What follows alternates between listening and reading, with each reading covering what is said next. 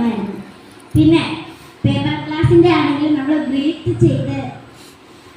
നമ്മൾ അങ്ങനെ ചെയ്യത്തില്ല ഒരിക്കലും. ബ്രീത്ത് ശ്വാസം വലിച്ചു വിടത്തില്ല നമ്മൾ. അത് നമ്മൾ അറിയാതെയാണ് നമ്മൾ ഇങ്ങനെ നടക്കുന്നതൊക്കെ. അപ്പൊ അതും ഒരു ഗുണമാണ്. പിന്നെ 2 ദിവസത്തെ ക്യാമ്പെന്ന് വെച്ചാൽ എല്ലാവർക്കും ആക്റ്റീവാണ്, നന്നായിട്ട് ആക്റ്റീവായിട്ടാണ് കളിക്കുന്നത്.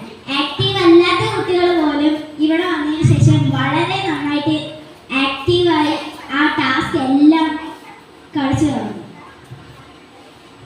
ഇപ്പം ഇവിടെ വന്ന എല്ലാ കുട്ടികൾക്കും, ചേച്ചിമാർക്കും ചേട്ടന്മാർക്കും എല്ലാവർക്കും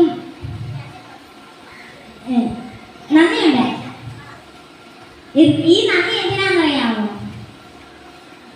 എൻ്റെ കൂടെ എന്ന് വെച്ചാൽ ഞങ്ങളുടെ കൂടെ ഒറ്റക്കെട്ടായിട്ട് എല്ലാവരും നിന്നേന്, നമ്മൾ വഴക്കുണ്ടാക്കാതൊക്കെ നിന്നേന്, ഒറ്റക്കെട്ടായിട്ട് നിന്നേനാണ് ഞാൻ മാത്രമല്ല ഈ ക്യാമ്പ് നടത്തുന്ന ഈ സാർമാരും നിങ്ങളോട് അന്നായിരിക്കാം പറയാൻ ആഗ്രഹിക്കുന്നത്.